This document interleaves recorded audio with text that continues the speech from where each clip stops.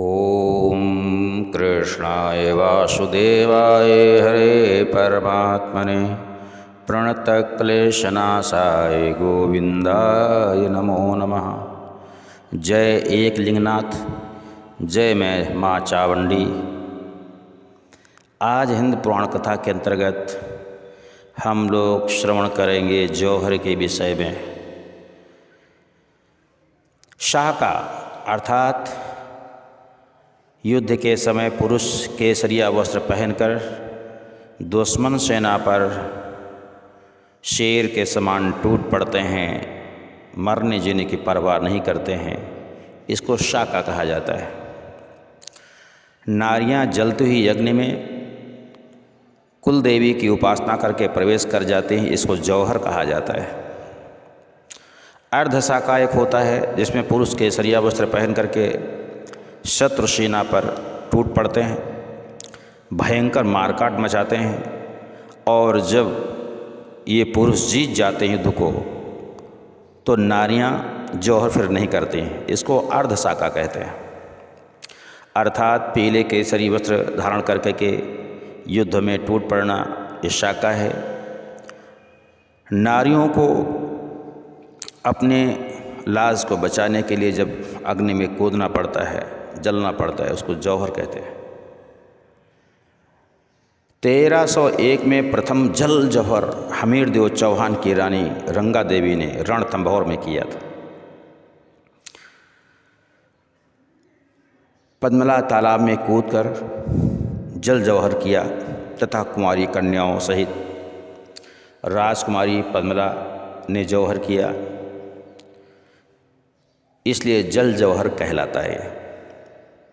वैसे भारत में कभी भी इस प्रकार कोई जौहर की प्रथा नहीं थी। ये 13वीं शताब्दी से ही प्रारंभ हुई, जब राक्षस दानव मलेच्छ भारत पर अत्याचार करने आए, युद्ध करते थे और नारियों को लूट ले जाते थे। अपने शील को बचाने के लिए नारियां कुलदेवी की उपासना करके अग्नि में प्रवेश कर जाते थे, अर्थात इन दानों की वजह से नारियों को जलना पड़ता था अग्नि में। ये 13वीं शताब्दी से जौहर प्रथा प्रारंभ हुई। विचार करने की आवश्यकता है कि एक द्रौपदी के लिए माधव प्रकट हो गए थे, बचा लिया था द्रौपदी को। एक गजेंद्र को बचाने के लिए भगवान नारायण आ गए थे, प्रहलाद को बचाने के लिए नरसिंह भगवान प्रकट हो गए थे। लेकिन हजारों हजारों संख्या में नारियों ने जौहर जब किया, उसमें कोई भी दैवी शक्ति ने उनकी मदद नहीं करी। जो अत्याचार कर रहे थे उनके भी खुदा ने रोका नहीं कि नारियों पर अत्याचार मत करो, उनको जलने से रोक लो, युद्ध बंद कर दो। अर्थात किसी प्रकार का कोई दैवी सहायता नहीं प्राप्त हुई नारियों को। पहला 1301 में जल जौहर हुआ था रंगा देवी के द्वारा। 26 अगस्त 1303 में सिंघलद्वीप की राजकुमारी पद्मावती का विवाह राजा रतन सिंह से हुआ था। चित्तौड़ की रानी बनी। सौंदर्य को सुन करके दिल्ली का शासक अलाउद्दीन खिलजी आक्रमण कर देता है। उस समय 16,000 नारियों ने एक साथ जौहर किया था। 8 मार्च 1535 में महाराणा सांगा की मृत्यु के बाद गुजरात के सुल्तान बहादुर शाह ने आक्रमण किया। महारानी कर्णावती ने 13,000 रानियों सहित जौहर किया था।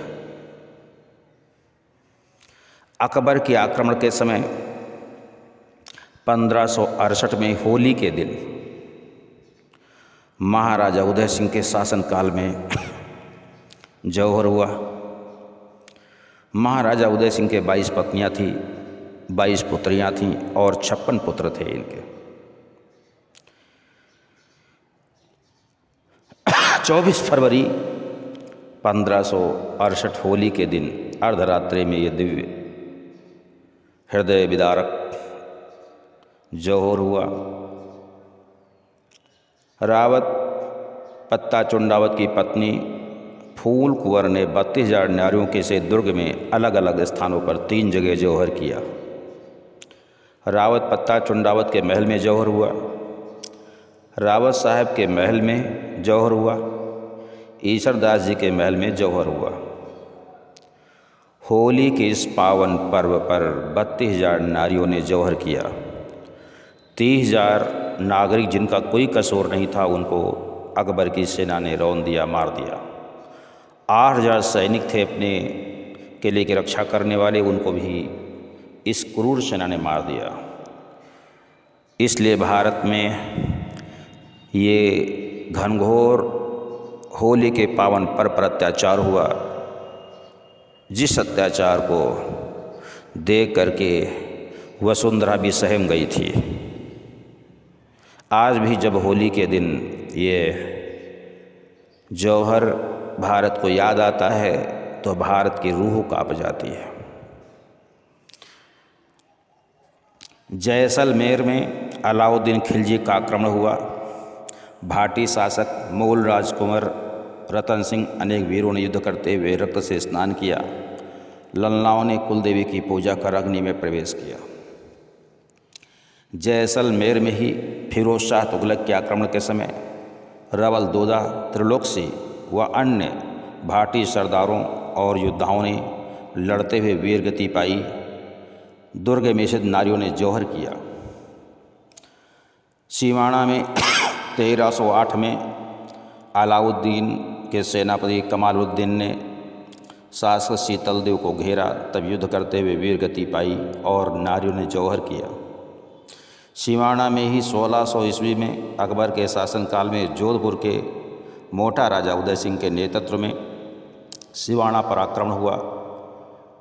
वीर कल्ला राठौर वीरगति प्राप्त करते हैं, उसमें भी रानियों ने जौहर किया। गांगरोन काया भी जौहर हुआ, जिसमें 1423 में अचलदास खींची पर मांडू के सुल्तान अलप खां गोरी होसंग शाह ने आक्रमण किया। अपने परिवार व सेना सहित वीरगति को प्राप्त करते हुए रानी उमादे लीला मेवाड़ी ने सभी नारियों सहित जौहर कर लिया था। गांगरोन में ही 1444 में ऐसे मांडू सुल्तान महमूद खिलजी का दुर्ग पर आक्रमण होता है। अचलदास के पुत्र पालहंसी का शासन था। पालहंसी हारे, ललनाओं ने जौहर किया। खिलजी ने गांगरोन का नाम मुस्तफ़ाबाद रख दिया। इस प्रकार से क्रूरतम घटनाएं भारत में 13वीं शताब्दी से घटित हुई। भारत में इसके पहले कभी जौहर नहीं होता था। आपस में हिंदू राजा लड़ते थे, लेकिन उसमें भी युद्ध में भी धर्म हुआ करता था। नारियों पर अत्याचार नहीं होता था। नारियों को कुदृष्टि से कोई नहीं देखता था। नारियों को कोई छीन के नहीं ले जाता था। लेकिन 13वीं शताब्दी में जब ये मुग़लों का अत्याचार बढ़ने लगा, पाप बढ़ने लगा, तो नारियों ने अपनी लाज को बचाने के लिए जौहर करने लगी। और ये भारत के हृदय में हृदय विदारक घाव हमेशा हमेशा के लिए हो गया, जो घाव कभी भर नहीं सकता है। या तो समस्त भूमंडल से ऐसे क्रूर अत्याचारी राक्षसों दानवों का बिल्कुल संहार हो जाए, तभी ये घाव भरेगा भारत माँ के हृदय का। ऐसे घनघोर अत्याचार हुए और सबसे अधिक हृदय विदारक जो घटना हुई है, होली के दिन अकबर के द्वारा 32,000 नारियों ने जौहर किया था। इसलिए समय समय पर अपने जीवन को संवारने के लिए जो भी सर्विस बिजनेस आप लोग करते हैं वो करते रहें, लेकिन भारत के प्राचीन इतिहास को भी जानते रहें, सुनते रहें, होशियार रहें, सजग रहें, सतर्क रहें। जय हिंद, जय भारत, जय एक लिंगनाथ, जय देवी चामुंडी।